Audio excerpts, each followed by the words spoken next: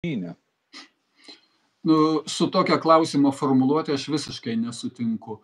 Tai tada lietuviam gyvenantiem Lietuvoj, bet tada ir nelietuviam gyvenantiem Lietuvoj ir Lietuvos piliečiam irgi reikia suteikti žemės.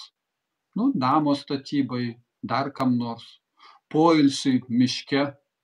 Nes kodėl užsienio lietuviai šitoj vietoj yra geresniai padėti negu Lietuvoj gyvenantis Lietuvos piliečiai. Jau išplėskime ne vien lietuvius, o Lietuvos piliečiai. Tai, man atrodo, būtų neteisybė.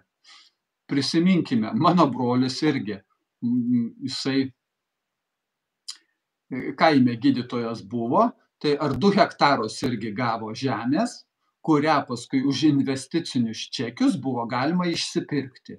Jis tuo metu išsipirko už investicinius čekius, o paskui aukščiausio teismo sprendimu iš jo tą žemę atimė po 5 kažkas metų.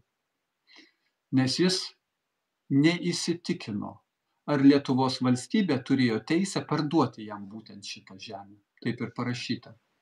Ir užtat jisai kaltas yra, ir užtat buvo jisai nesąžiningas pirkėjas, ir ar 5 metus turėjo tą žemę, ir iš jo aukščiausias teismas atėmė.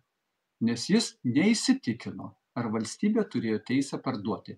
Bet grįžkime atgal.